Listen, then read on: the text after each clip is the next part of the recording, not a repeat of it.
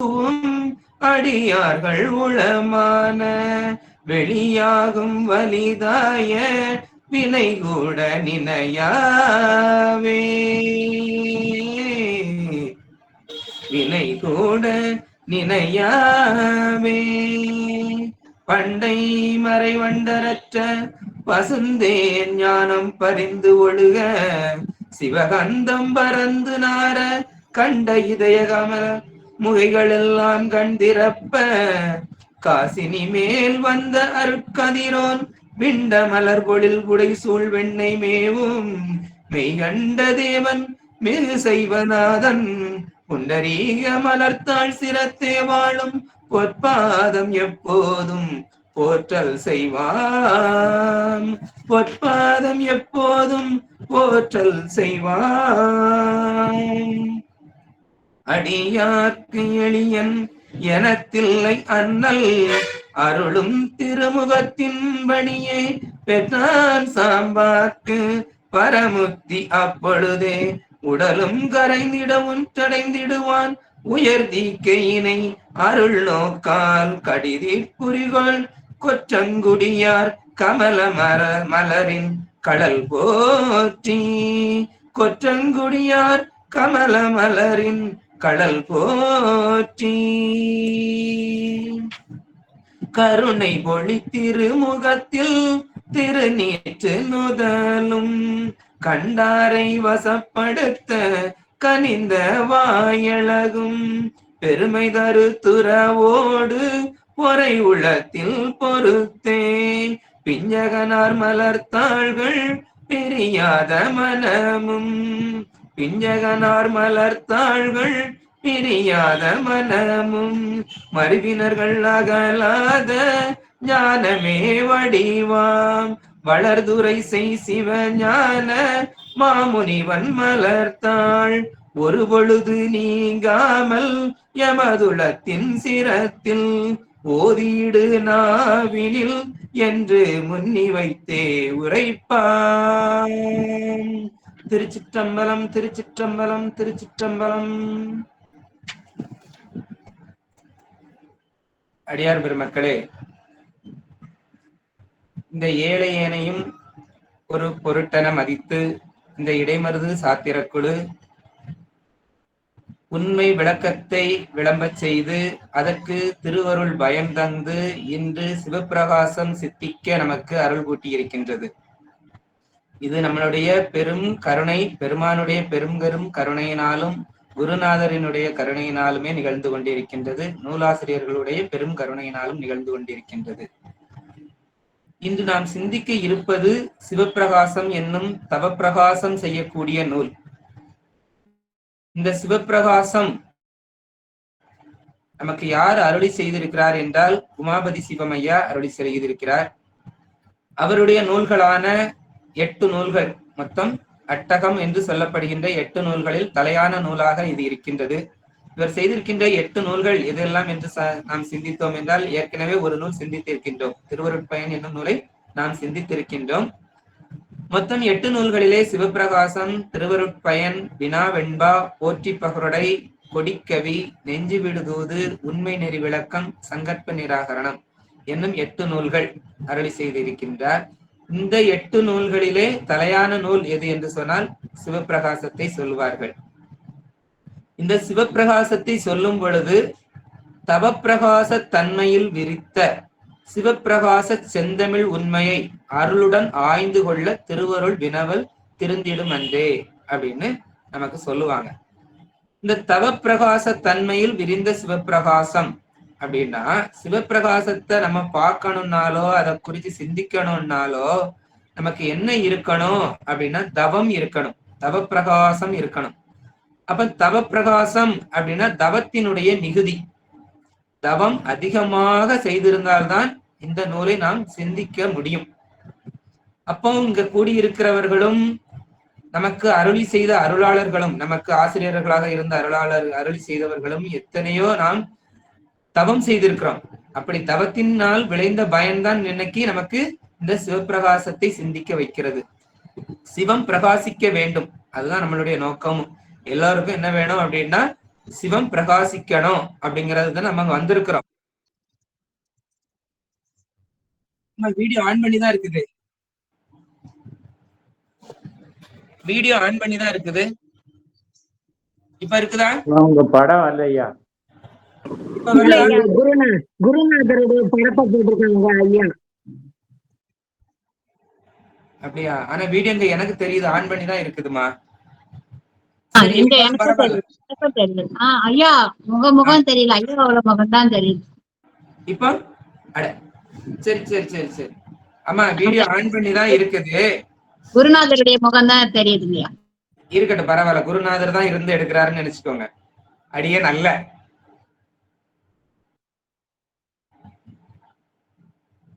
இந்த சிவப்பிரகாசத்தை நம்ம படிக்கணும் அப்படின்னா தவம் தான் நமக்கு இருக்கணும். ஆனா சிவப்பிரகாசத்தை இங்க படிக்க வந்துட்டு நம்ம என்ன செய்து கொண்டு இருக்கிறோம் அப்படின்னு சொன்னா பவப்பிரகாசம் செய்து கொண்டிருக்கிறோம். ஏன்னா இது பவப்பிரகாசத்தை அகற்றுவது இந்த சிவப்பிரகாசம். இதுக்கு இந்த சிவப்பிரகாசத்தை பத்தி நிரம்ப அழகிய தேசிகர் அப்படி சொல்லியிருக்கிறார். திருவருட்பயன் அப்படிங்கிற நூல்ல உரை எழுதியிருக்கிறாரு, பாயிரம் செய்திருக்கிறாரு. அதுல சொல்லி இருக்கிறார். முதல்ல நிரம்ப அழகியர் அப்படின்னா யாரு அப்படின்னா நம்மளுடைய பெருமான் தான் நிரம்ப அழகியர். சித்தத்து இருப்பரால் அன்னே என்னும் அப்படின்னு நம்ம படிக்கிறோம். நித்தமணாளர் நிரம்ப அழகியர் சித்தத்து இருப்பரால் அன்னே என்னும் அப்படின்னு. அப்ப நமக்கு இங்க நிரம்ப அழகியர் அப்படின்னா பெருமான் தான். பேரழகின் மூத்த வடிவு அப்படின்னு சொல்லப்படுது. அப்ப அழகின் மூப்புனாலே அவர் தான். அப்ப நம்ம எல்லாம் எப்படி இருக்கிறோம் அப்படின்னு சொன்னா நம்ம எல்லாம் அவலட்சணமா தான் இருக்கிறோம். இங்க அழகுன்னா உடல் அழகு அல்ல, நம்ம உடலை குறித்தோ முகத்தை குறித்தோ அப்படின்னு பேசுவது அல்ல. அறிவின் அழகு. ஏன்னா நமக்கெல்லாம் அறிவு இல்லை. ஏன்னா ஞானம் அப்படின்னு சொன்னா சிவஞானம் மட்டும்தான். அந்த சிவஞானத்தை நோக்கிதான் நம்ம இங்க தவம் செய்யறோம், சிவம் விளையணும் அப்படின்னு. அதனால சிவபெருமான் மட்டும்தான் அழகின் மூப்பு. நமக்கு அவர் விளங்க வச்சாதான் அந்த அவருடைய ஞானம் நமக்கு வரும். அதனால அறிவு அப்படின்னால அது சிவஞானம் மட்டும்தான். அதனால அழகுனாலும் அது சிவத்தை மட்டுமே குறிக்கக்கூடியதாக இருக்கின்றது. அதனாலதான் நமக்கு ஒண்ணும் இல்லை அப்படிங்கறதுனால நம்மள ஏழை அப்படின்னு சொல்றோம். ஏழையேன் அப்படின்னு நம்ம சொல்லப்படுகிறோம். அறிவெல்லாம் நமக்கு எப்படி இருக்குது? வற்றி போய் இருக்குது. அதனால இங்க என்ன செஞ்சிருக்கிறோம்? அறிவு வற்றி போய் இருக்கிறதுனால பவம் செஞ்சு கொண்டிருக்கிறோம். பவம். அப்ப வினையை பெருக்கி கொண்டு இங்க இருக்கிறோம். வினையை பெருக்க பெருக்க நமக்கு என்ன ஆகுது? பிறவி அதிகமாயிக்கொண்டேதான் இருக்குது. நான் சிவப்பிரகாசம் பெற வந்த இடத்துல பவப்பிரகாசம் செய்து கொண்டு இருக்கிறோம். அப்ப இந்த உலகத்துக்கு வந்தது எதுக்கு அப்படின்னா சிவப்பிரகாசத்தை அனுபவித்து சிவத்திடம் சேருவதற்கு.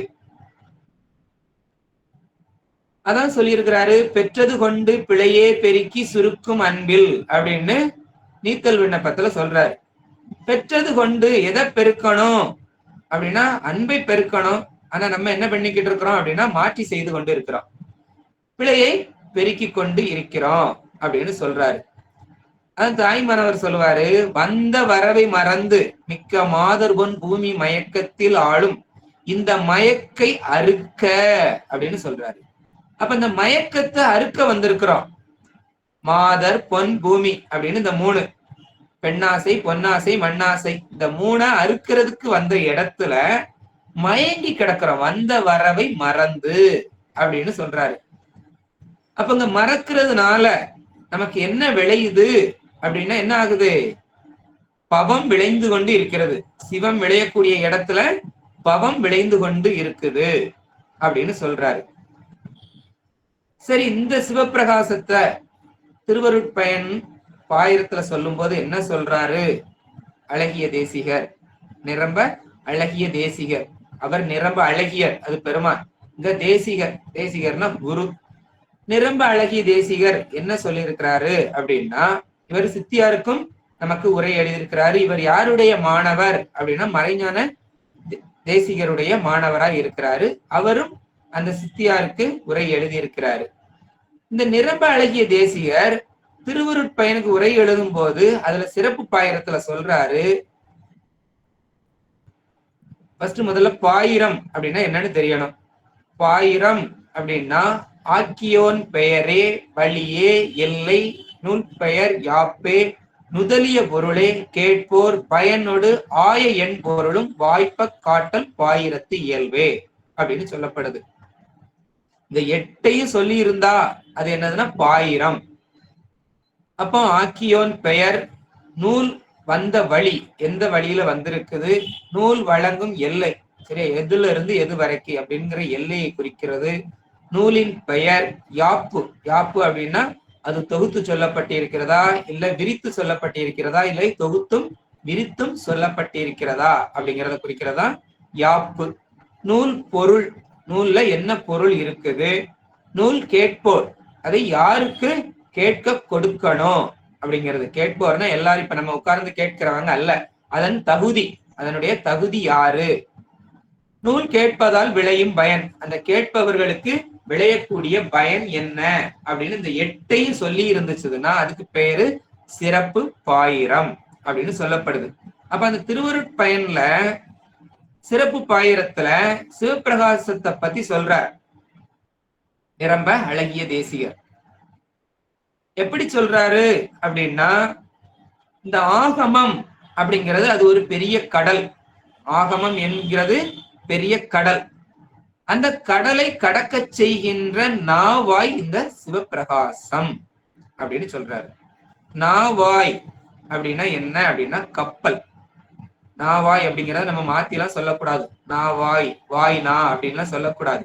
ஏன் அப்படின்னா கண்ணுதல் அப்படிங்கிற வார்த்தையை நம்ம மாத்தி சொல்லுவோம். நுதல் கண் அப்படின்னு சொல்றது மாதிரி இந்த நாவாய் அப்படிங்கிறத அப்ப வாயில நா அப்படின்னு மாத்திரக்கூடாது.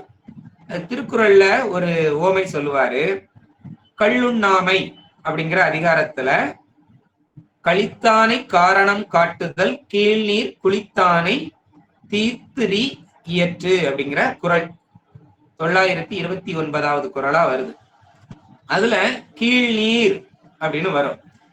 அந்த பாடலோட அர்த்தம் என்ன அப்படின்னா, ஒருத்தன் கள்ளு குடிச்சு மயங்கி கிடக்குறான், அவனை கூப்பிட்டு வச்சு அவனை பாரு அவன் எப்படி இருக்கிறான், இவனை பாரு இவன் எப்படி இருக்கிறான் அப்படின்லாம் நம்ம ஒவ்வொருத்தரையா சுட்டி காட்டி விளக்குனாலும் அவனுக்கு என்ன ஆகாது, அது விளங்காது. ஏன் அப்படின்னா அவன் எப்படி இருக்கிறான்னா கள்ளுண்ட மயக்கத்தில் இருக்கிறான், புத்தி சுவாதீனமாக கிடக்கிறான். அப்படி இருக்கிறவனை வச்சு விளக்குனா அது எதுக்கு ஓமையா சொல்றாரு அப்படின்னா, கடலுக்குள்ள கிடக்கிறவன, கடலுக்குள்ள முங்கி கிடக்கிறவன தேடணும் அப்படின்னா எப்படின்னா, ஒரு விளக்கு, இப்ப உள்ள விளக்கு அல்ல, அந்த காலத்துல உள்ள தீவெட்டி விளக்கு, நல்ல பந்தம், தீப்பந்தம், தீப்பந்தத்தை வச்சு கடலுக்குள்ள இறங்கி தேடுனா எப்படி தேட முடியும்? உள்ள போகையுமே அந்த தீப்பந்தம் அணைந்து விடும். அப்போ அது அவனுக்கு பயன் தராது, அந்த தேடக்கூடியவனுக்கு பயன் தராது அந்த தீப்பந்தம். அதுபோல இந்த கள்ளுண்டு கிடக்கிறவனுக்கு நம்ம என்ன உதாரணம் என்ன சொல்லி எடுத்து சொன்னாலும் அவனுக்கு அது பயன் தராது. இதுல எதுக்கு இதை சொல்ல வர்றோம் அப்படின்னா, அந்த கீழ் நீர் அப்படிங்கிறதுக்கு சொல்ல வரோம். கீழ் நீர் அப்படின்னா கீழே இருக்கக்கூடிய நீர் அல்ல, நீரின் கீழே அப்படிங்கிற எடுத்துக்காட்டு. அதை மாத்தி படிக்கிறோம். நீரின் கீழே இருக்கக்கூடியவனை தேடுவதற்கு அப்படின்னு நம்ம மாத்தி படிக்கிறோம். அதே மாதிரி இங்க நாவாய் அப்படின்னா அது பெயர் சொல், கப்பல். வாய்னா அப்படின்லாம் மாத்தி சொல்லக்கூடாது அப்படிங்கிறதுக்காக அந்த குறளை எடுத்து நம்ம இதுல கையாளுறோம். அப்ப நாவாய் அப்படின்னா கப்பல் அப்படின்னு சொல்லியாச்சு. கப்பல் அப்படின்னா அதை ஓட்டுறதுக்கு ஒருத்தர் வேணும், மாலுமி அப்படிங்கிற ஒரு ஆளு வேணும். கப்பலை கடக்கிறதுக்கு, கப்பல்ல சும்மா ஏறி உட்கார்ந்தா போகுமா அப்படின்னா போகாது, அதை இயக்குவதற்கு ஒரு ஆளு வேணும். அப்போ ஆகமத்த கடல்னு சொல்லி அப்படின்னு சொல்றாரு. அப்ப இது கப்பல் அப்படின்னா என்ன அர்த்தம் அப்படின்னா, இதுல ஏறி ஆச்சுன்னா நம்ம கரையை கடந்துடலாம். அப்ப இந்த ஆகமம் அப்படிங்கிற கரையை கடக்கணும்னா இந்த கப்பலை ஏறணும் அப்படின்னு அர்த்தம். அப்ப ஆகமத்தை ஃபுல்லா நம்மளால என்ன பண்ண முடியாது, படிக்க முடியாது. அப்ப ஆகமத்துல உள்ள திரண்ட கருத்துக்கள், அதுல உள்ள கருத்துக்களை எல்லாம் மொத்தத்திலையும் எதுல இருக்குது அப்படின்னு சொல்றாரு அப்படின்னா, இந்த சிவபிரகாசத்துல நிறைந்து இருக்குது. ஏன் அப்படின்னா உமாபதி சிவமையா ஆகமத்துல உள்ள எல்லா கருத்துக்களையும் எடுத்து ஆன்மாக்களுக்காக நமக்காக என்ன பண்ணிருக்கிறாரு, அதை 100 பாடல்களாக சுருக்கி நம்ம எல்லாரும் விளங்கிக் கொள்ளக்கூடிய அளவுல அதை கொண்டு வந்து தந்திருக்கிறாரு. அப்ப நம்ம ஆகமம் படிக்கணும், படிக்க முடிஞ்சா படிக்கலாம், தவறு இல்ல. ஆனா ஆகமம் படிக்க முடியல அப்படின்னா நம்ம எதை படிச்சாலே போதும், இந்த சிவப்பிரகாசத்தை படித்தாலே போதும் அப்படின்னு சொல்றாரு. அப்போ சிவப்பிரகாசத்தை படிக்கணும். அப்ப இது சிவப்பிரகாசமா எதை சொல்லி இருக்கிறோம் அப்படின்னா கப்பல்னு சொல்லி இருக்கிறோம். அப்ப கப்பலை ஓட்டுறதுக்கு என்ன வேணும், ஒரு மாலுமி வேணும். அப்ப அந்த மாலுமி என்னது, யாரு அப்படின்னு பார்த்தா அதுதான் திருவருட்பயன். அதைத்தான் நம்ம முதல்ல சிந்தித்தோம். ஏன்னா மாலுமியை கூட்டிட்டு வந்துதான் கப்பல்ல ஏற போறோம். மாலுமி இல்லாம நம்ம கப்பல்ல ஏறக்கூடாது, ஏறவும் முடியாது. அதனால முதல்ல நம்ம யார கூட்டு வந்தோம், திரு அருளோட வந்து அதனுடைய பயனாத்தான் இப்போ சிவம் விளங்குறதுக்காக, சிவம் பிரகாசிப்பதற்காக வந்திருக்கிறோம். அப்போ அந்த திருவருட்பயனை நம்ம ஏற்கனவே சிந்தித்து இருக்கிறோம். அதுலயும் 100 பாடல்கள், இதுலயும் 100 பாடல்கள் தான். அப்போ இந்த திருவருட்பயனை நம்ம படிச்சாச்சு. அது எப்படி அப்படின்னா கொழு சென்ற வழி துன்னூசி சென்றார் போல அப்படின்னு சொல்றாங்க. கொழு சென்ற வழி துன்னூசி போல அப்படின்னா முதல்ல அதை நம்ம படிச்சா எது மாதிரினா முன்னுரை மாதிரி. வயல்ல எல்லாம் வேலை செய்யறவங்களுக்கு தெரியும், உழவு விடுவாங்க, அது என்ன பண்ணுவாங்க, சால் கட்டுவாங்க, நேரா நேரா கோடு போடா போடுவாங்க சால். அதுல காய்கறி போடும் போது அதுல பூரா விதையை ஊனுவாங்க. அப்ப அந்த சாலுக்கு பின்னாடியே காய்கறி அந்த விதைகளை ஊனிட்டு போனா நேரா போய்கிட்டே இருக்கலாம். சரியா? அது போல நம்ம என்ன பண்ணிருக்கிறோம், முதல்ல திருவருட்பயனை படிச்சிருக்கிறோம். அதுதான் நமக்கு மாலுமியா இருக்குது. அப்போ அதை வச்சுதான் நம்ம இந்த சிவப்பிரகாசம் நமக்கு பிரகாசிக்க போகுது அப்படின்னு சொல்றாரு. இந்த நூலில இன்னொன்னு உண்டு, இன்னொரு அதிசயம் என்ன அப்படின்னா கொழு. அந்த ஒவ்வொரு பாடலுக்கும் கீழே கொழு அப்படின்னு இருக்கும். அந்த கொழு அப்படின்னா என்ன, 2 வித்தியாசம் இருக்குது. கொழு கொழு அப்படின்னு 2 இருக்குது. கொழு அப்படின்னா என்ன அப்படின்னா நம்ம எல்லாம் கொலு வைப்போம், நவராத்திரிக்கு எல்லார் வீட்லயும் வைப்போம் கொலு வைக்கிறது.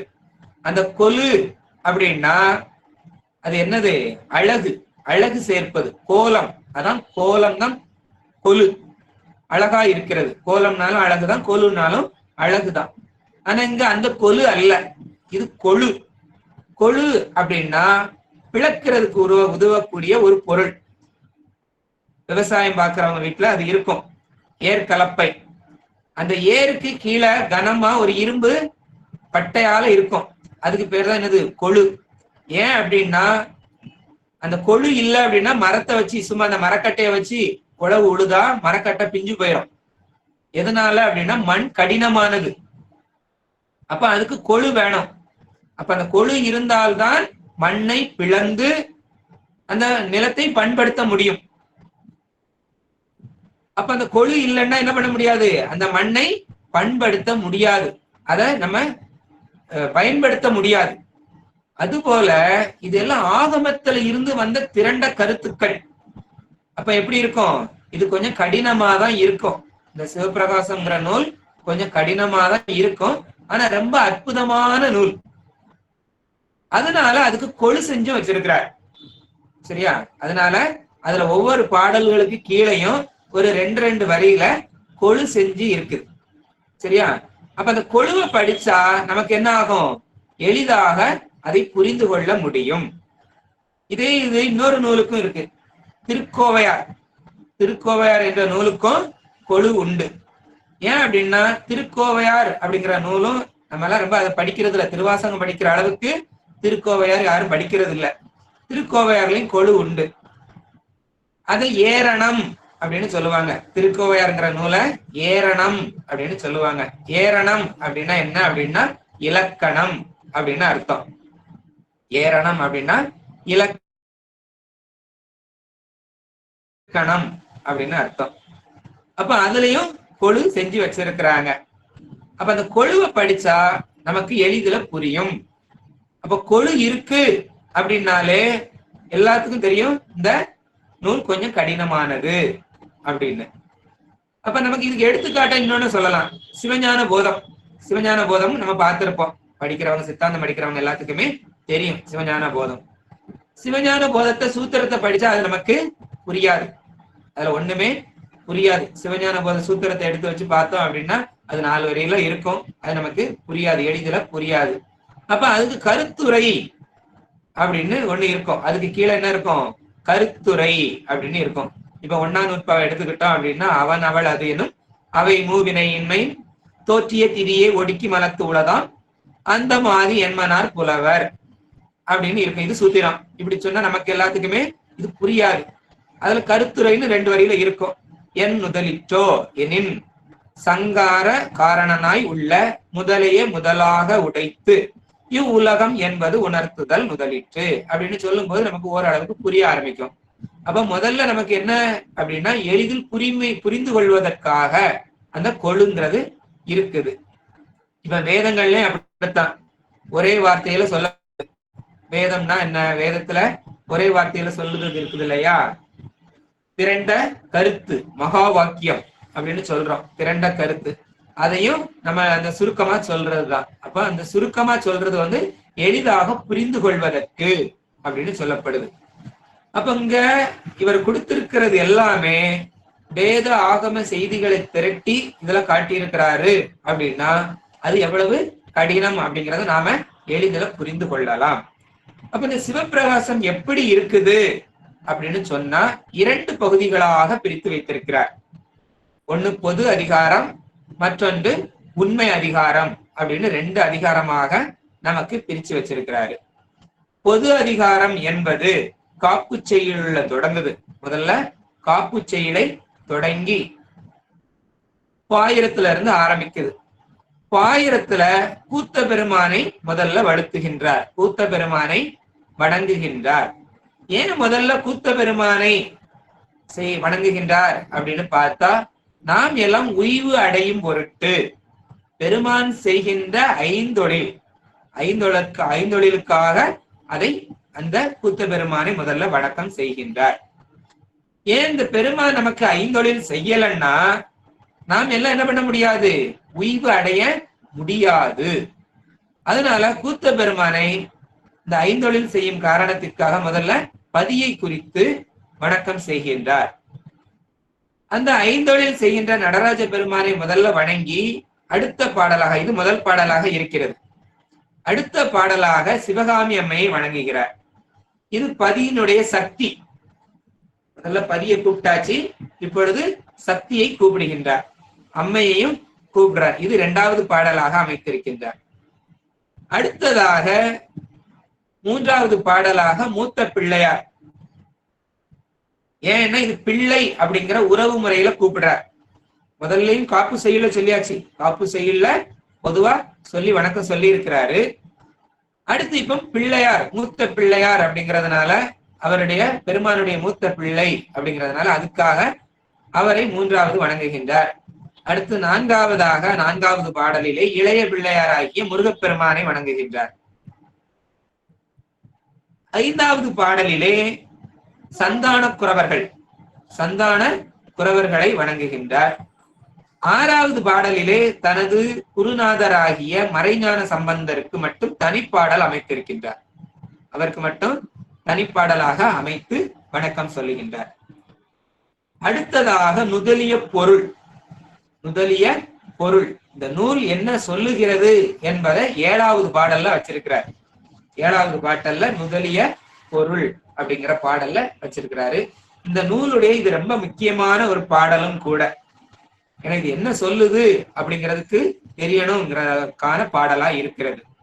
அடுத்து 8வது பாடல்ல இருந்து 8, 9, 10 இந்த 3 பாடலும் கேட்போர், யாரு கேட்கணும் அப்படின்னு வச்சிருக்கிறாரு. இப்ப எல்லாம் நம்ம எல்லாம் உட்கார்ந்து கேட்கிறோம்னா இந்த நம்ம எல்லாம் உட்கார்ந்து கேட்கறது கிடையாது.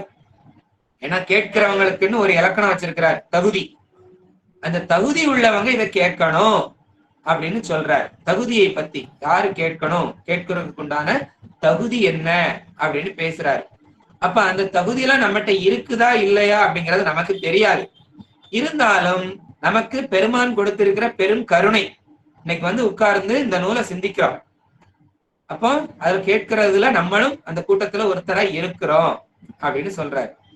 அடுத்ததாக 11வது பாடல், இந்த நூல் வந்த வழி, இது எந்தெந்த நூல்ல இருந்து வந்தது அதனுடைய முதல் நூல் எது அப்படின்னு சொல்லி மூலத்தை சொல்லுகிறார். அந்த நூலினுடைய மூலம் என்னது அப்படின்னு அந்த 11வது பாடல்ல வைத்திருக்கின்றார். அடுத்ததாக 12வது பாடல் அவையடக்கம். இது ரொம்ப அற்புதமா செஞ்சிருப்பார் இந்த அவையடக்க பாடலை. இது பாயிரத்துல இதுவரைக்கும் பாயிரம், இந்த 12 பாடல்களும் பாயிரத்துல வருது. 13வது பாடல்ல இருந்துதான் இந்த சிவப்பிரகாசம் என்னும் நூலினுடைய தொடக்கம் அமைகிறது. 13வது பாடல்ல இருந்தா நூல் தொடங்குகிறது. 13வது பாடல்ல இருந்து 50வது பாடல் வரைக்கும் 38 பாடல்கள் இருக்கிறது. இந்த 38 பாடல்களும் பொது அதிகாரம் அப்படின்னு வச்சிருக்கிறார். இந்த 38ல பதியினுடைய இலக்கணம் 6 பாட்டாக பிரித்திருக்கிறார். பதியினுடைய இலக்கணம் 6 பாடல்களாக பிரித்திருக்கிறார். 6 பாடல்களை மட்டும் சொல்லுது. 13, 14, 15, 16, 17, 18 இந்த 6 பாடல்களும் பதியினுடைய இலக்கணத்தை குறிக்குது. அடுத்ததாக உயிர் இலக்கணம்.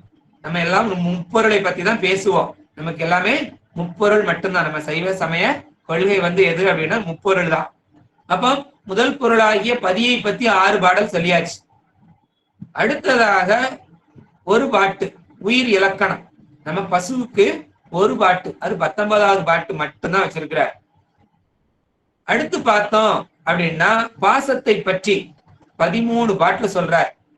20வது பாட்டுல இருந்து 32வது பாட்டு வரைக்கும் 32வது பாடல் வரைக்கும் சொல்றார்.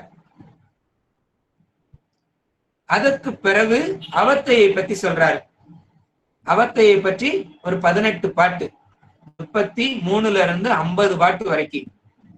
அப்போ இதுல 38 பாட்டு நூலா செய்ததுல. பாயிரத்துல ஒரு 12 பாட்டு. இந்த 12, 38 மொத்தம் 50 பாடல்கள். இது பொது அதிகாரமாக வைத்திருக்கிறார். பொது அதிகாரத்திற்கு அடுத்ததாக சிறப்பு அதிகாரம் செய்கின்றார். இந்த சிறப்பு அதிகாரம் செய்யும் போதே முதல் பாட்டிலே சொல்லுறாரு, இதுக்கு அடுத்து என்னென்னலாம் நான் சொல்ல போறேன், என்னென்னலாம் அந்த நூல்ல இருக்குது அப்படிங்கிறத 51வது பாடல்லையே சொல்லிடுறாரு. இங்கு இவை பொது இயம்பும் என்பார்கள் அப்படின்னு முதல்ல பொதுவ சொல்லியாச்சு. இதன் மேல் ஆன்மா தங்கிய 5 அவத்தை, தன் உண்மை, உணர்த்தும் தன்மை, பொங்கு ஒளி ஞான வாய்மை, அதன் பயன், புனிதன் நாமம், அங்கு அதில் அணைந்தோர் தன்மை, அறைகுவன் அருளினாலே. இது பாடல். இப்ப நான் சொன்னது பாடல். அப்ப இந்த பாடல்ல சொல்லிடுறாரு என்னெல்லாம் சொல்லிட போறேன் அப்படின்னு. ஆன்மா தங்கிய 5 அவத்தை. அப்ப 5 அவத்தையை பத்தி சொல்றாரு. ஆன்மா எப்படி எல்லாம் அவத்தைப்படுகிறதுங்கிறத. அடுத்து தன் உண்மை, தன்னுடைய உண்மையை சொல்றாரு. உணர்த்தும் தன்மை, அதை எப்படி உணர்த்தப்படுகிறதுங்கிற தன்மையை சொல்றாரு. பொங்கு ஒளி ஞான வாய்மை, அதன் பயன், புனிதன் நாமம் 5 இடத்தையும் சொல்றாரு. அங்கு அதில் அணைந்தோர் தன்மை, அணைந்தோர் தன்மை எப்படிப்பட்டவங்க அப்படின்னு இதை அறைகுவன் அருளினாலே, அருளினால சொல்றேன், இது நான் சொல்லல அருள்னால சொல்றேன்னு சொல்றாரு. அப்போ அருளாளர்கள் எல்லாருமே அருள்னாலதான் சொல்றாங்க அப்படின்னு சொல்லப்படுகிறது. இது இந்த நூல் அமைஞ்சிருக்கிற விதம். முதல்ல நம்ம என்ன பார்க்க போறோம் அப்படின்னா காப்பு செய்யுள். காப்பு செய்யுள் எதுக்கு செய்யறாங்க அப்படிங்கிறத நம்ம ஏற்கனவே ஒவ்வொரு நூல்களையும் சிந்திக்கிறோம். இதுலயும் அதையத்தான் பார்க்க போகிறோம். இடையூறு வராமல் இருக்க, நமக்கு எந்த இடையூறும் வராமல் இருக்கணும் அப்படின்னும், குற்றம் வராமல் இருக்க வேண்டும் அப்படின்னும், அதிக காலம் நிலைத்து பயன் தந்திட வேண்டும் அப்படின்னும். ஏன்னா இப்ப எல்லாம் நிறைய நூல்கள் வருது, அது போக பிட் நோட்டீஸ் மாதிரி நிறைய கொடுத்துக்கிட்டே இருக்கிறாங்க. அப்ப அந்த மாதிரி எல்லாம் வந்த உடனே போயிடக்கூடாது, ஆன்மாக்களுக்கு பயன் பெற வேண்டும் அப்படின்னு நிலைத்து நிற்க வேண்டும் என்றும், ஆன்றோர் ஆச்சாரம் பாதுகாக்கவும் மாணாக்கர் கடைபிடிக்கவும் அப்படிங்கிற நம்ம ஏற்கனவே இதெல்லாம் பார்த்திருக்கிறோம். இந்த 5ஐயும் தான் சொல்றாரு. அடுத்து காப்பு, காப்பு செய்யுள். முதல்ல வரக்கூடியது காப்பு செய்யுள். ஒளியான திருமேனி உமிழ்தான மிக மேவும், களி ஆற வரும் ஆனை கழல் நாளும் மறவாமல், அழி ஆளும் மலர் தூவும் அடியார்கள் உளமான வெளியாகும் வலிதாய வினை கூட நினையாவே. இதுதான் காப்பு செயலாக வருகிறது. அப்போ ஒளியான அப்படின்னா ஞானமான, திருமேனி அருள் திருமேனி, மிக மேவு முற்ற நிறைந்த விகுதியாக, களி ஆனந்தத்தையும், உமிழ் அப்படின்னா வெளிப்படுத்துகின்ற, தானம் மத நீரை, ஆர தம்பால் கொண்டு அவர்பால் நம்மபால் கொண்டு, வரும் எழுந்தருளுகின்ற யானை, யானைங்கிறது விநாயக பெருமானுடைய கடல் திருவடியை, நாளும் நாள்தோறும் மறவாமல் மறத்தல் இன்றி, அழி வண்டுகளை ஆளும் ஆளவல்ல மலர் புதுமையான மலர்களால் தூவும் அர்ச்சித்து வணங்குகின்ற அடியார்களின் உளமான அப்படின்னா உள்ளம், வெளியாகும் தூய்மையடையும் வலிதாய வலிமை மிக்க வினைகள் நெருங்காது கூட நினையாவே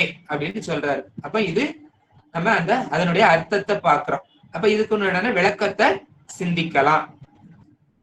அப்ப பெருமானுடைய திருமேனி எப்படிப்பட்டது, விநாயக பெருமானுடைய திருமேனி எப்படிப்பட்டது அப்படின்னா ஒளியான திருமேனி அப்படின்னு சொல்றாரு. ஒளி அப்படி எப்படி என்றால் ஞான சரீரம், ஒளின்னா ஞானம், அப்ப ஞானமே சரீரமாக அவர் இருக்கிறார் அப்படின்னு சொல்றாரு.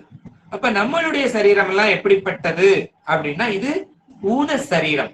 நமக்கெல்லாம் எப்படிப்பட்டது அப்படின்னா ஊன சரீரம், அவர் ஞான சரீரம், அதனால அவருக்கு ஞானமாகவே இருக்கிறாரு அப்படின்னு சொல்றாரு. சரி, அவர் அப்படி ஞானமா இருந்தா நமக்கு என்ன பயன்? நமக்கு ஏதாவது பயன் வேணும் இல்லையா? நமக்கு பயன் இருந்தாதான் நம்ம எதனாலும் செய்யறோம், இல்லைன்னா நம்ம என்ன பண்ண மாட்டோம், எச்சி கையில கூட காக்கா ஓட்ட மாட்டோம்னு சொல்லுவாங்க. ஏன்னா பயன் கருதிதான் நம்ம எல்லாருமே இருக்கிறோம். அந்த ஆன்மா எல்லாமே அப்படித்தான், பயன் கருதிதான். ஆனா அவர் அப்படி இல்லை, அவரு ஞானமே சரீரமா இருக்கிறார். அதான் திருவள்ளுவர் சொல்லுவாரு 215வது குறள்ல, ஊருணி நீர் நிறைந்தற்றே உலகவாம் பேரறிவாளன் திரு அப்படின்னு சொல்றாரு. ஊருணி அப்படின்னா ஊருக்கு நடுத்துல இருக்கக்கூடிய தண்ணி குட்டம், அதுல நிறைஞ்சு இருந்தாதான் ஊருக்கெல்லாம் பயன்படும். அதுபோல பெருமான் அறிவுமயமா இருக்கிறார். அப்படி இருக்கிறதுனாலதான் நம்ம என்ன பண்றோம், அவரை பயன்படுத்துகின்றோம். அவர் நமக்கு பயனாக இருக்கின்றார். அப்படி இல்லைன்னா அது என்ன ஆகாது, நமக்கு பயன் ஆகாது. அதனாலதான் அவர் ஞானமாகவே இருக்கின்றார். அதை நமக்கு என்ன செய்கிறார்னா உமிழ்கின்றார். உமிழ்தானம் மிக மேவும், அந்த ஞானத்தை என்ன செய்யறாருன்னா கொஞ்சம் கொஞ்சமா நமக்கு அளிக்கின்றார். தனக்கென எதையும் வைத்துக் கொள்வதில்லை. ஆனா நம்ம இங்க எல்லாரும் எப்படி இருக்கிறோம், சுயநலமா தான் இருக்கிறோம். தனக்குன்னு சொத்து சேர்க்கிறோம். அது போக நம்ம மாணிக்கவாசகர் சொல்லுவாரு, இருகை யானையை ஒத்தது அப்படின்னு. ஒரு கை யானை என்ன பண்ணுது, பாம்பெடுத்தும் சாப்பிட்டுக்கிட்டே இருக்குது, அது சாப்பிடுறதுல நேரத்தை கழிச்சிருது. ஆனா நம்ம என்ன பண்றோம் அப்படின்னா இருகை யானை. ஒரு யானை அப்படின்னா நமக்கு 2 கை இருக்குது, நம்மளே யானைன்னு சொல்றோம், 2 கை யானையா இருக்கிறோம் அப்படின்னு. நம்மளுக்கு மட்டும் தேவைக்கு மட்டும் அல்லாது நம்மளுடைய மகன்கள் மகள்கள், அடுத்து பேரன் பேத்தி, அடுத்த தலைமுறைக்கும் அதுக்கு கீழே உள்ள தலைமுறை வரைக்கும் நம்ம என்ன பண்ணணும்னு நினைக்கிறோம், சொத்து சேர்க்கணும்னு சேர்க்கிறோம். ஆனா இதெல்லாம் அழியக்கூடிய சொத்துக்கள். அந்த சொத்துக்களை சேர்க்கிறமை தவிர ஞான சொத்துக்களை நாம் சேர்ப்பது இல்லை. ஞானமே வடிவான பெருமானிடத்தில் நாம் நம்மளுடைய சந்ததிகளுக்கு பழக்கப்படுத்த வேண்டும். தீட்சை எடுத்து வழிபாடு தினமும் செய்யணும். அதனால இதுல ஒரு வரியில சொல்றாரு, என்ன சொல்றாரு அப்படின்னா நாள்தோறும் அப்படிங்கறத சொல்றாரு. அது 2 உண்டு, அயராமல் சோர்வு இல்லாமல் ஒரு நாள் கூட தவறக்கூடாது அப்படின்னு சொல்றாரு. அதுவும் சோர்ந்து செய்யக்கூடாது, இன்னைக்கும் செய்யவா அப்படின்லாம் யோசிக்கவே கூடாது, இன்பத்தோட செய்ய வேண்டும் அப்படின்னு சொல்றாரு. நாள்தோறும் அப்படின்னு சொல்றாரு. அப்ப நமக்கு ஞானத்தை நம்மளுடைய குலங்களுக்கு கற்றுக் கொடுக்க வேண்டும். அதுதான் ஞான செல்வம். கற்றவருக்கு சென்ற இடமெல்லாம் சிறப்பு, அது அழியாதது. ஆனா செல்வம் இந்த உலகத்துல உள்ள செல்வங்கள் அழியக்கூடியது. ஞானம் அது மட்டும்தான் நிலைத்து நிற்கக்கூடியது. அப்படின்னு சொல்றாரு. அதனால இவரு ஞான வடிவா இருக்கிறார். ஞான வடிவா இருந்து கொண்டு நமக்கு அதை தரவும் செய்கிறார், உமிழ்கின்றார். களியார வரும் ஆணை களல். அந்த ஆணை எப்படிப்பட்ட ஆணைன்னா களியான ஆணை. அது உமிழ்கின்றது ஞானத்தை. எது வழியாக உமிழ்கின்றது என்றால் மும்மதம் வழியாக. அத ஒரு குயவன் பாடல்ல இருக்குது, ஒட்டக்கூத்தர் குயவன் பாடல்ல இருக்குது. மோனை முத்தமிழ் மும்மதமும் மொழி பொழி அப்படின்னு, மும்மதமும் பொழி அப்படின்னு. அப்ப மும்மதம் வழியாக பொழிகின்றார். அது ஒட்டக்கூத்தர். அவர் யாரு அப்படின்னா குலோத்துங்க சோழனுடைய குருநாதர். குலோத்துங்க சோழனுடைய குருநாதர் தான் இந்த ஒட்டக்கூத்தர். அவர் கேள்வி கேட்டு பதில் தப்பா சொன்னா என்ன பண்ணிடுவாருன்னா சிறைச்சாலையில அடைச்சிருவார். உடனே சிறைச்சாலையில கொண்டு தூக்கி போட்டுருவார். அதுக்கப்புறம் கொஞ்ச நாள் கழிச்சு மறுபடியும் வந்து கேள்வி கேட்பார். கேட்டு பதில் சொல்லிட்டா தப்பிச்சிடலாம். பதில் மறுபடியும் தப்பா சொன்னா சிறைச்சேதம் பண்ணிடுவார், நம்மளுடைய தலையை எடுத்து விடுவாராம் அரசன் சொல்லி. அப்ப அந்த அளவுக்கு தமிழ் மேல அவருக்கு பற்று. அப்படிப்பட்ட குலோத்துங்க மன்னனுக்காக பெண் கேட்டு போறாரு. எங்க போறாரு அப்படின்னா பாண்டிய நாட்டுக்கு போறாரு. ஏன்னா பெண் கேட்க போகணும்னா யாராவது வீட்டுல உள்ள பெரியவங்க தான் போகணும். அப்ப அந்த குலோத்துங்க சோழனுக்காக யாரு போறா அப்படின்னா முனிவர் புலவர் போறாரு. இவர் தான் பெரியவர் அப்படின்ட்டு புலவர் போறார், குருநாதர் இல்லையா, அதனால போறாரு. குரு போய் பொண்ணு கேட்க போறாரு, தன்னுடைய மன்னனுக்காகவும் தன்னுடைய சீடனுக்காகவும் அப்படின்னு போறாரு. அங்க போயிட்டு அங்க உள்ள மன்னன்ட்ட போய் பாட்டு பாடுறார். பாட்டு பாடணும் இல்லையா, அங்க உள்ள மன்னன்ட்ட பாட்டு பாடுறார். பாட்டு பாடும்போது சோழ நாட்டை புகழ்ந்து சொல்றாரு. பாடும்போது என்ன சொல்லிடுறாருன்னா புலி முன்னால மீனெல்லாம் நிக்காது அப்படிங்கிற அர்த்தத்துல பாடிடுறார். சோழ நாட்டை உயர்த்தி பாடுறாரு. ஏன்னா தன்னுடைய நாட்டை யாருனாலும் உயர்த்தி தான் பாடுவாங்க. அப்ப அங்க இருக்கக்கூடிய அவைக்கள புலவராக இருக்கக்கூடியவர் யாரு அப்படின்னா நளவெண்பா எழுதின புகழேந்தி புலவர். அவர் என்ன பண்ணிடுறாருன்னா இந்த பாட்டுக்கு இவர் சொன்னது மாதிரி இசைந்து பாடவில்லை, ஒட்டி பாடல, உடனே துண்டு வெட்டி பாடுறாரு. என்ன சொல்லிடுறாரு அப்படின்னா இவர் பாண்டிய நாட்டை பெருமையா பேசுறாரு, சோழ நாட்டை மட்டம் தட்டி பாடுறாரு. மீனலோசினி அப்படிங்கிற நம்ம மீனாட்சி இங்க வந்து இருந்து அரசாட்சி செய்கின்றார். அப்ப அவளுடைய ஞான பார்வை, கண் வந்து மீன் வந்து எப்படி பொறிக்கும், குஞ்சுகளை கண்ணால பொறிக்கும், பார்வையால. அப்ப அது போல இங்க இருக்கக்கூடியவர்கள் எல்லாம் அவளுடைய ஞானத்தினாலே ஞானம் பொறிந்த நாடு. சரியா? அப்போ இங்க இருக்கிறவங்க எல்லாம் நல்ல ஞானவான்கள். அப்ப சோமசுந்தர கடவுளும் இங்க வந்துதான் இருந்து அரசாட்சி செய்கிறார், அங்க வந்து இல்ல அப்படின்னு சொல்லிட்டு அந்த நாட்டை என்ன சொல்லிடுறாருன்னா அங்க எல்லாம் உடலுக்கு நல்லா சாப்பிட்டு சாப்பிட்டு மருத்துவர்கள் வாழ்ற நாடு அப்படிங்கிற மாதிரி சொல்லிடுறாரு. ஏன்னா சோழ நாடு சோறு உடைத்து, அதை இழிவா சொல்றாரு. சோறு அப்படின்னா முக்தி, சாதாரண சோறு அப்படின்னு எடுத்துக்கிடலாம். ஆனா இங்க இவர் என்ன சொல்லிடுறாரு, சாப்பிட்டு சாப்பிட்டு நோயாளிகளா இருக்கிறாங்க அப்படின்னு சொல்லிடுறாரு. அப்படி சொன்ன உடனே அவருக்கு வருத்தம் ஆகிறது, நம்ம நாட்டை குறைச்சி சொல்லிட்டாரே அப்படின்னு. இருந்தாலும் இப்ப எங்க வந்திருக்கிறோம், பொன் கேட்டு வந்திருக்கிறோம். அதனால அமைதியா இருக்கிறாரு. பொண்ணை பேசி முடிக்கிறார். பேசி முடிச்சாச்சு. அடுத்த முகூர்த்தத்துல திருமணமும் முடிஞ்சிருச்சு. அப்ப பெண் வீட்டுல இருந்து சீர் கொடுக்கணும். அப்ப பாண்டிய மன்னன் குலோத்துங்கன் கிட்ட கேட்கிறாரு, பொன் பொருள் எல்லாம் நிறைய கொடுத்து அனுப்புறாரு. அப்ப இது குலோத்துங்கன் சொல்றாரு, குலோத்துங்கன் இவர் சொல்றாரு புலவர், பொன் பொருள் எல்லாம் நமக்கு நல்லா நிறைய வந்துருச்சு, அந்த பாண்டிய மன்னன் இருக்க புலவரையும் சேர்த்து கேளுங்க சீரா அப்படின்னு இவர் சொல்லிடுறாரு. குலோத்துங்க மன்னனும் சொல்றாரு, நீங்க அந்த புலவரையும் எங்க கூட அனுப்புங்க அப்படின்னு கேட்கிறாரு. இன்னொன்னு என்னன்னா அந்த புலவர் புகழேந்தி புலவர் அந்த பாண்டிய மன்னனுடைய மகளுக்கும் குருவா இருக்கிறார். அப்ப அந்த மகளும் என்ன நினைக்கிறா, குருநாதர் நம்ம கூட வந்தா நல்லா தானே இருக்கும், நம்ம அங்கே நம்ம கத்துக்கிடலாம் இல்லையா அப்படின்னு நினைக்கிறா. அப்ப அப்பாட்ட கேட்கிறா, அப்பா புலவரையும் என் கூட அனுப்புங்க அப்படின்னு சொல்றா. அப்ப மன்னன் என்ன பண்றாரு, சரி ரொம்ப பொண்ணும் கேட்கிறா அப்படின்னுட்டு அனுப்பி விடுறாங்க. சீர்வரிசை கூட புலவரையும் சீர்வரிசையா கொடுத்தாச்சு. அப்படி கொடுத்த உடனே சோழ தேசத்துக்கு கூட்டிட்டு போன உடனே முதல்ல அந்த புலவர் மன்னன் சொல்லி ஆணையால என்ன பண்றாரு, அவரை சிறையில அடைத்து விடுகிறார். கொஞ்ச நாள் கழிச்சு அந்த மன்னனுடைய மனைவி, இப்ப புதுசா போன அந்த பெண் எல்லாரும் சொல்லி பாக்குறாங்க. ஆனா இவர் என்ன இல்ல, கேட்கிறதா இல்ல. இவர் சொல்லணும்னு இதுதான் அப்படின்னு சொல்லிடுறாரு மன்னன்ட்ட. அதுபடியே அங்க நடந்துருது. அப்ப அவர் கூட பாதாள அறையில இன்னும் 5-6 பேரை போட்டிருக்கிறாங்க. அதுல யாரெல்லாம் இருக்கிறாங்கன்னா, ஒரு விவசாயி, ஒரு நாவிதன், ஒரு குயவன், இப்படி ஒரு கூட்டத்தையும் அவர் கூட போட்டிருக்கிறாங்க அந்த சிறைச்சாலையில. இப்படி நாட்கள் சென்று கொண்டே இருக்கிறது. அங்க அவர் எப்பவும் மாதிரி பாட்டு பாடுறாரு, எல்லாம் செய்யறாரு. அது இவங்க எல்லாம் கேட்டுக்கிட்டு இருக்கிறாங்க. இது ஒரு பக்கம் நடந்துகிட்டு இருந்தாலும், ஒரு நாள் அந்த குலோத்துங்க சோழன் என்ன பண்றாருன்னா வீதி உலா போறாரு. வீதி உலா போகும்போது அந்த ஜன்னல் வழியா இவங்க எல்லாம் எட்டி பார்க்கிறத மன்னன்ட்ட காட்டுறாரு. அங்க பாருங்க, அங்க வடக்கவங்க எல்லாம் உள்ள கிடக்காங்க அப்படின்னு காட்டுறாரு. காட்டுன உடனே மன்னன் அவரை பார்த்த உடனே, புலவரை பார்த்த உடனே ஒரு வணக்கம் சொல்றாரு. வணக்கம் போட்ட உடனே புலவரும் மன்னனுக்கு பதில் வணக்கம் செய்யறார். அந்த பக்கம் வந்த உடனே பாட்டு பாடுறார். சரியா, இவர் ஒரு பாட்டு பாடுறார். அப்ப அந்த புலவர்கிட்ட கேட்கிறாரு, சிறைச்சாலையில இருக்கக்கூடிய புலவர்கிட்ட சொல்றாரு, நானும் ஒரு பாட்டு பாடவா அப்படிங்கும் போது, நீங்க வெட்டி பாட வேண்டாம், ஒட்டியே பாடுங்க அப்படின்னு மன்னனே முந்தி சொல்லிடுறாரு. அவரு ஒரு பாட்டு பாடிடுறாரு. உடனே இவருக்கு ஒரு நல்ல நாள் பார்த்து வெளிவிடணும் அப்படின்னு சொல்லிடுறாரு.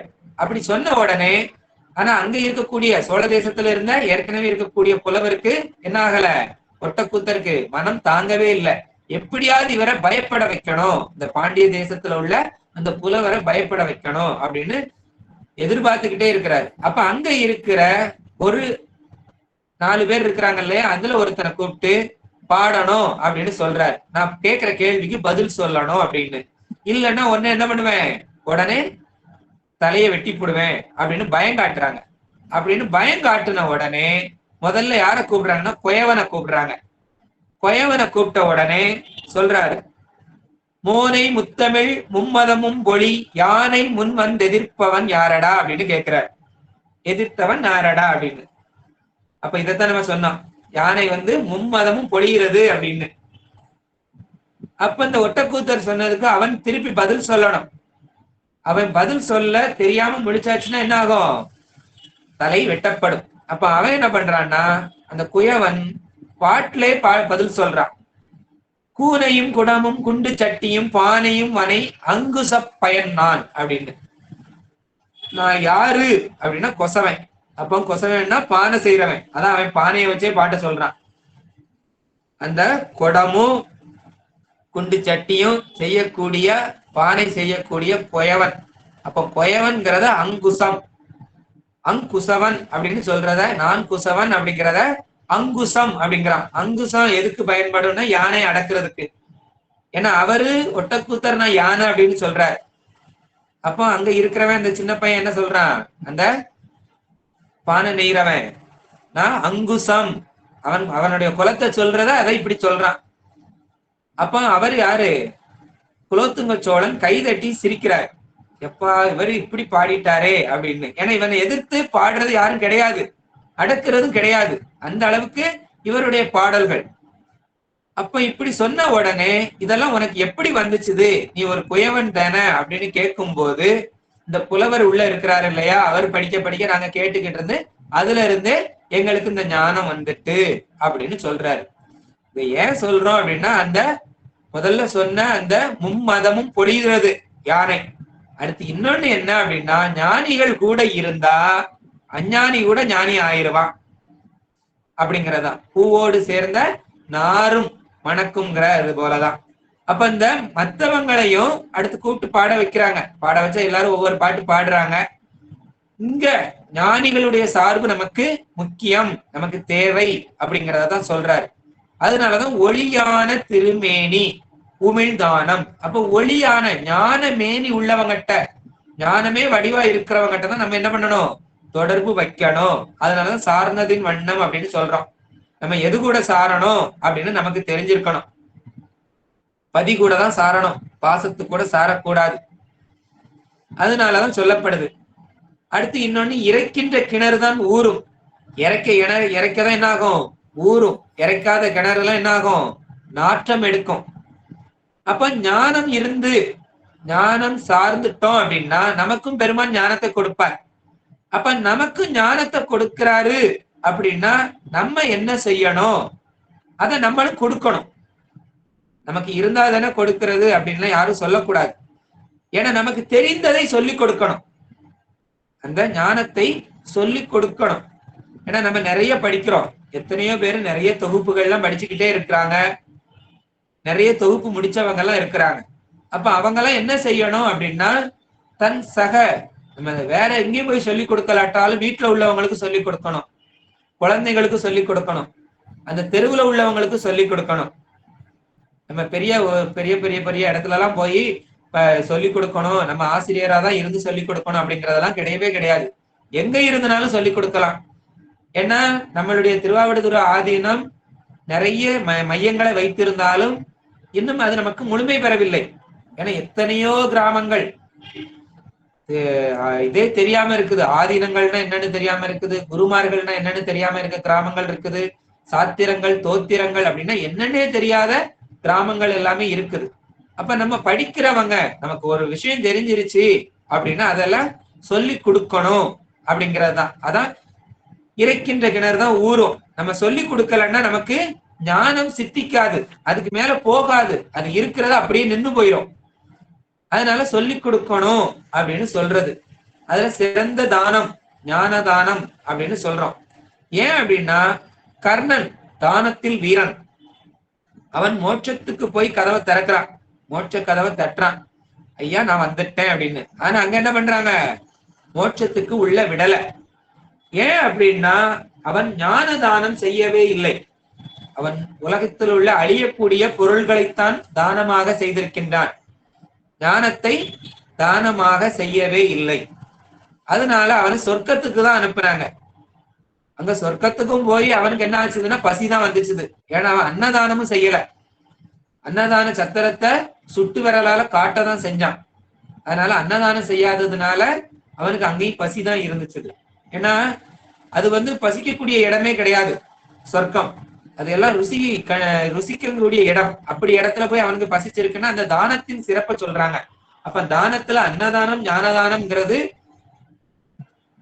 அன்னதானம் அப்படின்னா நமக்கு இப்பவுமே பயன் கிடைக்கக்கூடியது, அடுத்து சொர்க்கத்துல போய் சுகமா இருக்கலாம்.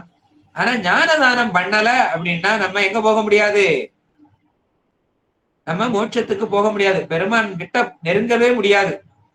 அப்ப நம்ம பெருமான் கிட்ட நெருங்கணும் அப்படின்னா ஞானதானம் பண்ணணும். அத அந்த பெருமான் நமக்கு தந்துகிட்டு இருக்கிறார். அதை நம்மள என்ன பண்ணணும்? கொடுக்கணும் அப்படின்னு சொல்றார். அப்ப பெருமான் கிட்ட வாங்குறதையெல்லாம் நம்ம யாருக்கும் கொடுக்க மாட்டேன்னு சொல்லிட்டு வைக்க கூடாது, எல்லாத்துக்கும் கொடுக்கணும். ஒரு நூல்கள் நம்ம ஏதாவது ஒண்ணு பாக்குறோம், ஒரு பிடிஎஃபா எடுத்திருக்கிறோம், உடனே அதை என்ன பண்ணணும்? எல்லாத்துக்கும் பகிரணும். நமக்கு மட்டும்தான் அப்படின்லாம் ஒழிச்சு வைக்க கூடாது. ஏன் அப்படின்னா இதுக்கு எடுத்துக்காட்டு சொல்லலாம். கோயில்ல எல்லாம் ஏதாவது பொருள் தானம் செய்யறவங்க அப்படின்னா தனக்குன்னு யாரு வச்சுக்கிட மாட்டாங்களோ, ஓரவஞ்சனை இல்லாம எல்லாத்துக்கும் பொதுப்படையா இருப்பாங்களோ அவங்க கையில தான் கொடுப்பாங்க. ஏக்கா இதை நீங்க கொடுங்க, எல்லாருக்கும் கொடுத்துருவீங்க, ஐயா இதை நீங்க கொடுங்க, நீங்க தான் எல்லாத்துக்கும் சரிசமமா கொடுப்பீங்க அப்படின்னு பார்த்து கொடுப்பாங்க. ஏன்னா தனக்கு தான் வீட்டுக்குன்னு ஒதுக்கி வைக்கிறவங்க கிட்ட அந்த பாத்திரம் போகாது. அது போலத்தான் பெருமானும் யாருக்கு கொடுக்கணும் அப்படின்னு அவருக்கும் தெரியும். ஏன்னா வெளியில கொடுக்கிறவங்கிட்ட தான் அவரும் கொண்டு வந்து சேர்ப்பாரு. அப்ப தானம்ங்கிறது ரொம்ப முக்கியமானது. ஏன்னா தானம்ங்கிறது, இந்த ஞானம் அப்படிங்கிறது நம்மளுடைய சொத்தும் கிடையாது, இந்த சொத்து எல்லாம் பெருமானுடையது. அதனாலதான் இதுல சொல்லியிருக்கிறாரு, அருளினாலே பெருமான் சொன்ன வழியில தான் நான் இதை சொல்லியிருக்கிறேன் அப்படின்னு இந்த நூல்கள்ல எல்லா நூலாசிரியர்களும் சொல்றாங்க. அப்ப இது எல்லாம் நம்மளுடைய சொத்துன்னே சொல்லக்கூடாது. அதைத்தான் அவரு உமிழ்கின்றார். அவரு பெருமான் நமக்கு அதை உமிழ்கின்றார். அதை அவருக்குன்னு கொஞ்சம் கூட வைக்கிறது இல்ல. யானைக்கு மதம் எப்படி பொழியும் அப்படின்னா கண்ணமலம் கபாலமலம், கண்ணு வழியாகவும் காது வழியாகவும் தான் அது வரும். அப்ப இந்த கண்ணும் காதும் எதை குறிக்குது அப்படின்னு கேட்டா, கேட்டல் ஞானம் படித்தல் ஞானம். ஒன்ன கேட்டுக்கிட்டே இருக்கணும், இன்னொன்னு படிச்சுக்கிட்டே இருக்கணும், அதான் கண்ணும் காதும் அப்படின்னு சொல்லப்படுது. அப்போ ஞானத்தை கேட்டல் மூலமாகவும் நூல்கள் மூலம் படிப்பதன் மூலமாகவும் அதை அறிவுல பயன்படுத்தணும். அறிவு வர வர நமக்கு என்ன கிடைக்கும் அப்படின்னா ஆனந்தம் மேலிடும். அதுதான் களி. களி ஆற, களிப்பு அப்படின்னா நிறைய வரக்கூடியது. ஆனை களல், இந்த ஆனையினுடைய களல். களிப்பு அப்படின்னா என்னது அப்படின்னா இன்பம், தேன், மயக்கம், தேனுண்டு வருகின்ற மயக்கம், தன்னை மறந்து இருக்கிறது. அப்ப நிறைய ஞானம் வர வர அது என்ன ஆகும்? தன்னை மறந்து இருப்போம், பெருமானை நினைச்சு இருப்போம், இந்த உலகத்தை நினைக்க மாட்டோம் அப்படிங்கறத அது சொல்லப்படுது. அப்ப அந்த களியானை, களியாக வரக்கூடிய ஆனை களல், அத மறவாமல். அப்ப அந்த களல் அப்படிங்கிறது எது அப்படின்னா திருவடி, ஆகு பெயராக வருது. களல் அணிந்த திருவடியை குறிக்கிறது. சிவபுராணத்துல நம்ம பாக்குறோம், களல் சீரோன் களல் அப்படின்னு பாக்குறோம். சீரோன் களல் போற்றி வாழ்க வெல்க அப்படின்லாம் பாக்குறோம் இல்லையா? ஒவ்வொரு போற்றி அப்படின்லாம் பாக்குறோம். இந்த களல் அப்படின்னா இதுல என்ன சொல்றாரு? சீர் அப்படின்னா செல்வம், செல்வத்தை உடையவன், எல்லா செல்வங்களையும் உடையவன். களல் அப்படிங்கிறது அது ஒரு அடையாளம். அரைகூவி வீடருளும் அப்படின்னு அதை கங்கணம் கட்டிக்கிட்டு ஆடுறாரு அப்படின்னு சொல்றாரு. ஏன்னா இந்த ஆன்மாக்களுக்கு எல்லாம் முக்தி கொடுத்தே தீருவேன் அப்படின்னு அந்த களல் அணிந்திருக்கிறார். அப்படின்னா அந்த களல்ங்கிறது எதை குறிக்கிறதுனா அடையாளத்தை குறிக்கிறது. அரைகூவலின் அடையாளம். எல்லா ஆன்மாக்களுக்கும் முக்தி அடைய வைத்தே தீருவேன் அப்படின்னு அந்த பெருமான் களல் அணிந்து ஒத்தக்கால்ல நிக்கிறார். அப்படிப்பட்ட அந்த ஆணை, ஆணை களல், சரியா, நமக்கு அவன் களல்ல அணிந்திருக்கிறான்.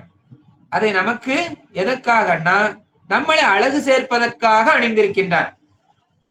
அந்த களல் அணிதல் அப்படின்னா அது அழகு சேர்ப்பது, அதை அணிந்திருக்கின்றான். அதனாலதான் அவனை அந்த களல் வெல்க அப்படின்னு சொல்றோம். சீரோன் களல் வெல்க அப்படின்னா சீர் அப்படிங்கிறது முக்தி. முக்தி, எல்லா ஆன்மாக்களுக்கும் முக்தி கொடுப்போம் அப்படின்னு அதை அணிஞ்சிருக்கிறான்னு. அப்ப அவனுடைய வெற்றி அது, அது பெருமானுடைய வெற்றி. பெருமான் வெற்றி பெற்றால் அது நம்முடைய வெற்றியும் கூட. ஏன்னா நாம் அவனை சார்ந்து இருக்கின்றோம். தலைவனுடைய வெற்றியே அதனுடைய படைகளின் வெற்றி. அப்போ முக்தி நமக்கு கொடுப்பதற்காக அவன் அந்த களலை அணிந்திருக்கின்றான். அந்த களலை நாளும் மறவாமல், நாளும் அப்படின்னா ஒரு நாளும் மறக்க கூடாது. ஒரு நாள் விட்டு ஒரு நாளோ இல்ல வாரத்துல 2 நாளோ அப்படிங்கறதெல்லாம் கிடையாது. எல்லா நாளும் கும்பிடணும், தினம் தினம். அடுத்து நியமமா செய்யணும். சும்மா போனோம், ஒரு கும்பிடு போட்டோம், வந்தோம் அப்படிங்கிறது கிடையாது. நியமமா செய்வது, நியமமா வழிபாட்டை செய்யணும். அப்படின்னா என்ன நியமம் அப்படின்னா நமக்கு வேத ஆகமங்கள்ல சொன்ன நியமம் அப்படின்னு அப்படி செய்யணும். அப்படி செய்தால், அப்படி செய்யும் பொழுது அடியாளும் மலர் தூவும் அடியார்கள், அந்த அடியில தூவக்கூடிய மலர் தூவக்கூடிய அடியார்கள் அப்படின்னா அழி ஆளும் மலர் அப்படின்னா அந்த அழி அப்படின்னா என்னது? வண்டு. அந்த புதுமையான மலர்கள் அப்பந்தான் பூத்திருக்கும். அந்த மலர்ல இருக்கக்கூடிய தேன் அதிகமா இருக்கும். அப்ப வண்டுகள் சுத்தி வரக்கூடிய மலர்ல தான் தேன் இருக்கும். அப்படிப்பட்ட மலரை எடுத்து அடியார்கள் போடுவாங்க அப்படின்னு சொல்றாரு. இதே உமாபதி சிவமையா சொல்லியிருக்கிறாரு, விடிந்ததனில் வண்டூதும் அப்படின்னு. அப்ப விடியறதுக்கு முன்னே போய் பிறக்கணும். ஏன் அப்படின்னா நம்ம எச்சி பொருளை பெருமானுக்கு வைக்க மாட்டோம். எச்சி நம்ம ஒரு சமைக்கிறோம், அத ஒரு எச்சி பட்டுட்டு அப்படின்னா அதை பெருமானுக்கு வைக்க மாட்டோம் படையலாம். அப்ப அவர் நினைக்கிறாரு, ஐயோ இது விடிஞ்சிருச்சுன்னா வண்டுகள்லாம் வந்துடும், வண்டுகள் வாய் வச்சிருச்சுனாலே அது எச்சி பட்டுருச்சு அப்படின்ட்டு அதுக்கு முன்னமே போய் அந்த பூக்களை எல்லாம் பறிக்கணும் அப்படின்னு சொல்றாரு. அப்போ தேன் இருக்கக்கூடிய மலர்களாக பார்த்தும் பறிக்கணும். தேன் இல்லாத மலரோ வாசனை இல்லாத மலர்களோ நம்ம சொரியக்கூடாது. அப்படிப்பட்ட மலர்களை, வண்டூதக்கூடிய மலர்களை, அப்ப அதை சுத்தி சுத்தி அது ரீங்காரம் இடக்கூடிய மலர்களை, தேன் நிறைந்த மலர்கள், அதை தூவணும். சரியா? தூவுதல் அப்படின்னா சொரிதல். பூவை சும்மா 1, 2 போடக்கூடாது, பெருமானுக்கு அள்ளி அள்ளி போடணும் அப்படின்னு சொல்றாரு. கொட்டுறது, பூவை கொட்டணும். புண்ணியம் செய்வோருக்கு பூ உண்டு நீர் உண்டு. அப்ப அங்க பூ என்னது, நீர் என்னது அப்படின்னா பூங்கிறது நம்மளுடைய நெஞ்சம், நீர் அப்படிங்கிறது அன்பு. நெஞ்சத்தையும் அன்பையும் கொடுக்கணும் அப்படின்னு சொல்றார். நம்ம இந்த சாதாரண பூவையோ சாதாரண தண்ணியையோ அல்ல, உண்மையா அதை என்ன பண்ணணும், அன்பா கொடுக்கணும் அப்படின்னு சொல்றாரு. நெஞ்சம் உமக்கே இடமாக வைத்தேன் அப்படின்னு சொல்றாரு. அப்ப நெஞ்சத்தை அவருக்குதான் இடமாக வைக்கிறோம். சரி, அவர் இருக்கக்கூடிய இடமாக வைக்கிறோம். அதுதான் தேனாகும். அப்படி ஆயிருச்சுன்னா அந்த அடி ஆளும் மலர்தூவும் அடியார்கள். அடியார்கள்னா யாரு அப்படின்னா திருவடியையே சிந்தித்து கொண்டு இருப்பவர்கள், பெருமானுடைய திருவடியை சிந்திப்பவர்கள். திருவின் வடிவை சிந்தித்தல். வடிவு அப்படின்னா அழகு, அவருடைய கருணை, கருணையையே சிந்தித்து கொண்டிருப்பவர்கள், அதுதான் அடியார்கள். சும்மா திருநீர் பூசிட்டு மாலையை போட்டுட்டு போனாங்களா அவங்களாம் அடியார் கிடையாது. உண்மையான அன்பு வச்சிருக்கணும். அப்படிப்பட்டவர்கள் தான் அடியார்கள் அப்படின்னு சொல்லப்படுது. அப்படிப்பட்ட உளம், இந்த உள்ளம் அப்படிங்கிறது உளம் அப்படின்னு வந்திருக்கிறது, குறுகல் விகாரமா வந்திருக்குது. அப்போ உள்ளம் வெளியாகும். வெளி அப்படின்னா என்னது அப்படின்னா வெளிச்சம்.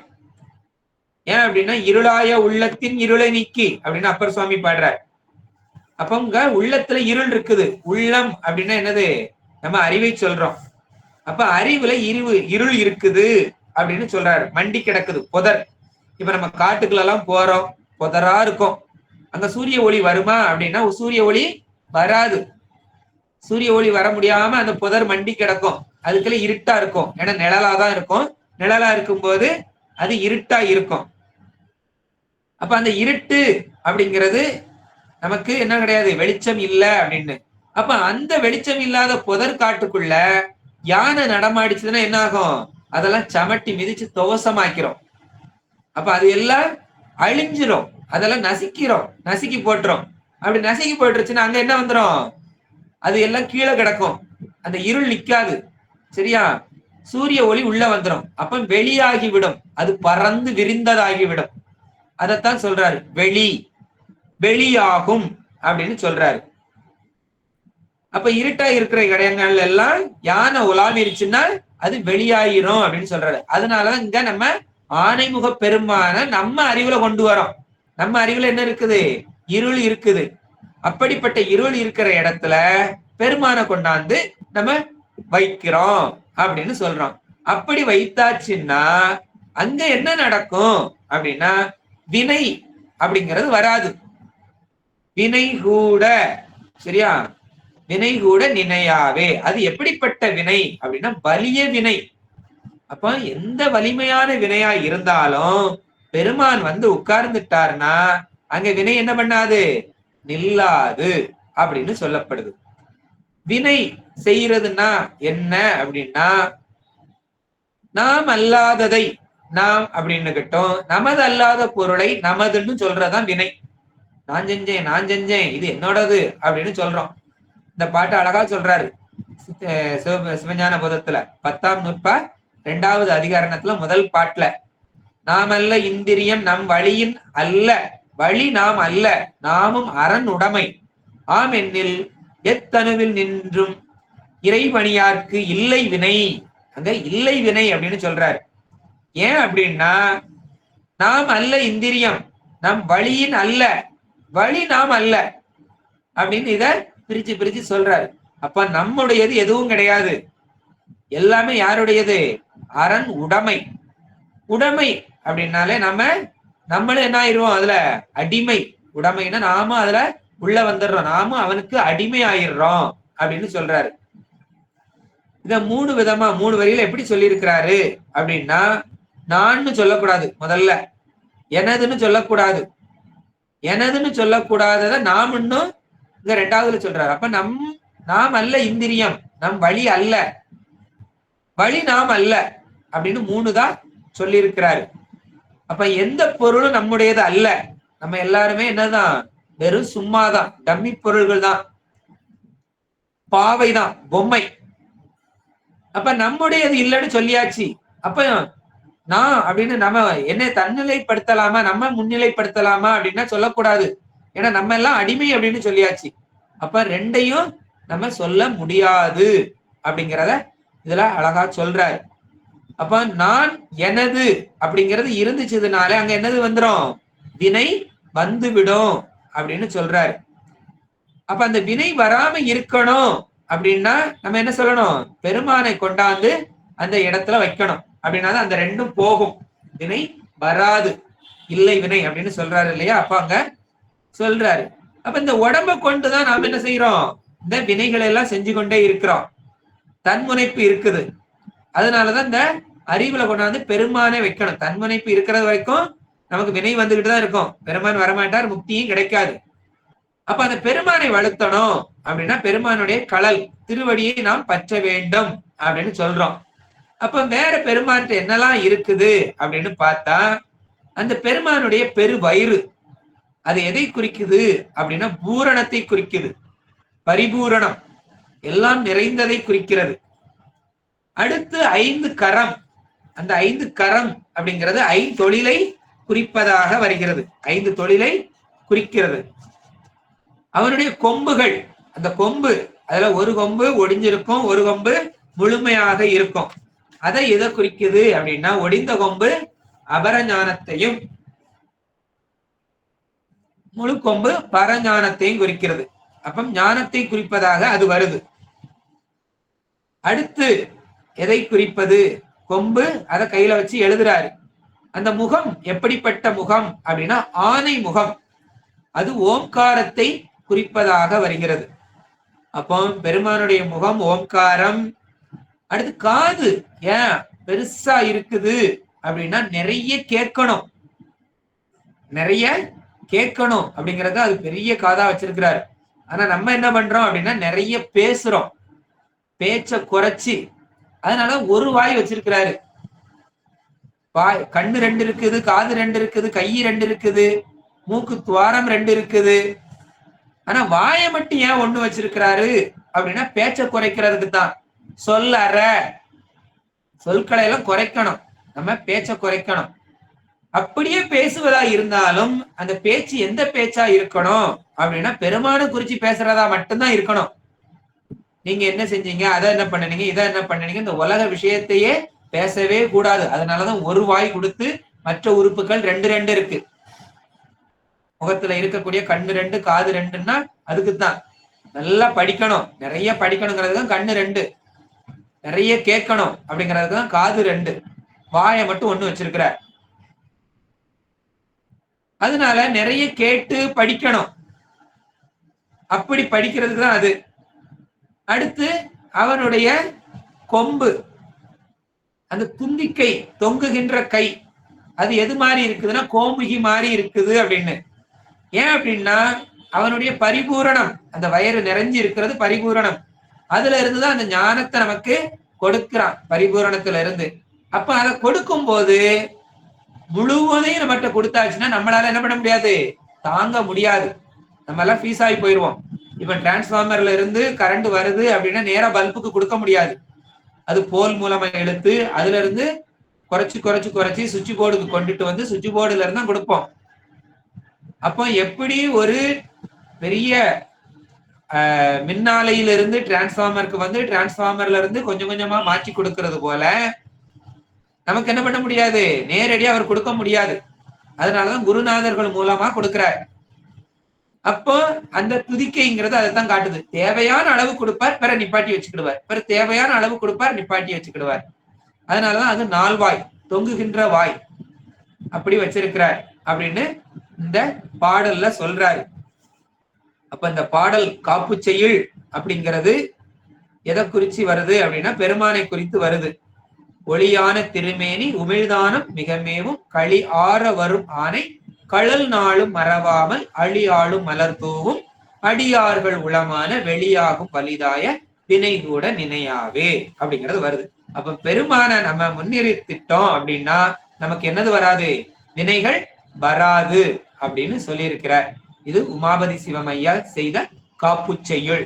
அப்ப நமக்கு சிவ பிரகாசம் சித்திப்பதற்காக முதல்ல பெருமானை முன்னிறுத்தி அதன் பின்னாடி நம்ம செல்கிறோம் அப்படின்னு. ஏற்கனவே நம்ம திருவருட்பயன் பார்த்திருக்கிறோம். திருவருட்பயன்லயும் அப்படிதான் சொல்லி இருக்கிறார். முதல்ல காப்பு செய்யுள் சொல்லி அதுக்கு அடுத்துதான் பாடல்கள் வருது. அது போலதான் இங்கேயும் இதை செய்திருக்கிறாரு. அப்ப திருவருட்பயன் படிச்சா என்ன அப்படின்னா நம்ம உழுத சால் மாதிரி அதுல நேரா போகலாம் அப்படிங்கிறது மாதிரி சொல்லி இருந்தோம். அது போலதான் இந்த நூல்களும் இதுக்கு கொஞ்சம் கடினம் உண்டு. அதனால கொழு அமைத்து இதெல்லாம் வைத்திருக்கிறார்.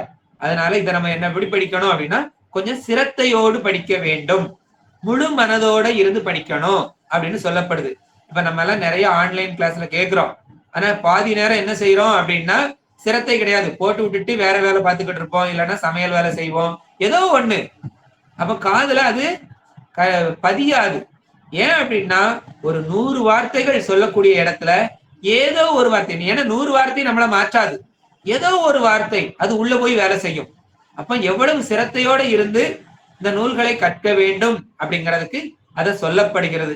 அதனால அப்ப அருளாளர்கள் சொன்ன வழியில நாம் நின்று இன்னும் இந்த நூல்களை எல்லாம் வரும் வகுப்புகளில இருந்து சிந்திப்போம் என்று சிந்தனைக்கு நிறைவு கூறி, இத்தனை நேரமும் பொறுமையாக கேட்டுக்கொண்டிருந்த அடியார்களுடைய கமல பாதங்களை அடியேன் மனமொழி காயத்தால் வணங்கிக் கொண்டு, இந்த நல்ல வாய்ப்புகளை